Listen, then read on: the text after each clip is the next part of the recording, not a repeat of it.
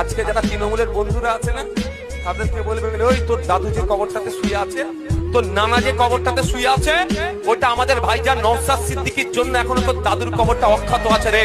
নালে মোদি দখল করে মদের কারখানা বানিয়ে দিল, কিছু করতে পারতো না তোর দিদি। বলবেন ওদেরকে তুই দিদি দিদি করছিস, তোর দিদি তোর দাদুর কবরটাকে বাঁচানোর কথা ভাবেনি। আর যে নওশাদ সিদ্দিকীকে তোরা উঠতে বসতে গালাগালি করিস, খারাপ ভাষায় কথা বলিস, আমার বড় ভাইজানকে নিয়ে দেওয়ার কথা বলে, সম্পূর্ণ মামলার টাকা আমাকে আমার বড় ভাইজান দিয়েছে।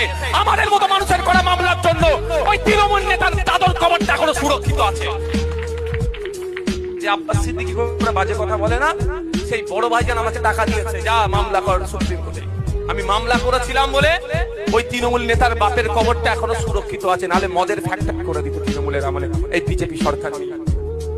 আর ওরা বড় বড় কথা বলে দিদি বাঁচাবে, প্রতিটা জায়গায় যেখানে যেখানে দিদি সব দায়িত্ব নিয়েছে সেটাই ডুবিয়েছে।